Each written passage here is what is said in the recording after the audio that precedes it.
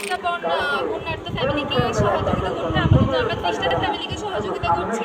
আর আমাদের এই ত্রাণ বিতরণে সহায়তা করেছে আমাদেরকে আমাদের ছোট বোন সিমরিন বাবা। আমরা বিস্কুট, মুড়ি, চানাচুর বিভিন্ন উপাদান দিয়ে এখন আপাতত ত্রাণ সহযোগিতা করছি।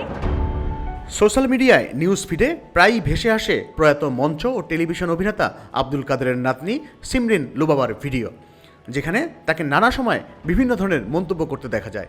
তারই ধারাবাহিকতায় কয়েক মাস আগে ডিবি হারুনের সঙ্গে দেখা শেষে এক সাক্ষাৎকারে এই শিশুশিল্পী হারুন আঙ্কেলের স্থলে হাউন আঙ্কেল উচ্চারণ করেন। ব্যাস, মুহূর্তেই হয়ে যায় ভাইরাল, হতে থাকেন ট্রলের শিকার।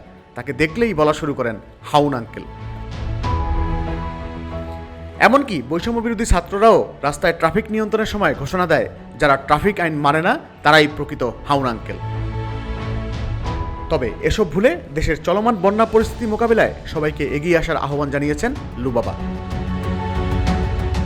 বৃহস্পতিবার এক ফেসবুক পোস্টে তিনি লিখেছেন, আসসালামু আলাইকুম, আমি জানি আপনারা আমাকে হাউন আঙ্কেল বলবেন, কিন্তু এখন অন্তত আমরা যেই অবস্থাতে আছি, বন্যায় ডুবে যাওয়া অসংখ্য মানুষের অনেক ক্ষতি হয়ে যাচ্ছে। আমরা এখন আপাতত এই ধরনের কমেন্ট থেকে দূরে থাকি। আসুন আমরা সবাই বন্যায় অসহায় মানুষদের যে যেখান থেকে পারি সাহায্যের হাত বাড়িয়ে দিই। লুবাবা আরও লিখেছেন, আমি শুনেছি এবং আজকে আমি ফেসবুকে দেখেছি, আমার মা আমাকে দেখিয়েছে, দেখো মানুষ মারা যাচ্ছে, যারা মারা যাচ্ছে তাদের দাফন করার পর্যন্ত মাটি নেই, সবখানে পানি, এই লাশগুলো নিয়ে কোথায় যাবে? এগুলো দেখার পর থেকে আসলে আমি চোখের পানি আটকে রাখতে পারছি না। ছোট ছোট বাচ্চা আমার মতো বয়সী, এরা আজকে কতটা অসহায়। এই শিশুশিল্পী আরও লিখেছেন, আসুন আমাদের মতো বাচ্চারা যারা আছেন তাদের কথা, পশু পাখি এবং সব মানুষের কথাই আমরা চিন্তা করি। আগে আমরা বাচ্চা এবং বৃদ্ধ মানুষকে বাঁচানোর জন্য বেশি চেষ্টা করব, কারণ তারা তো পানিতে ডুবে যাবে, কিন্তু বড়রা তো যেভাবেই হোক পার হয়ে যেতে পারবে।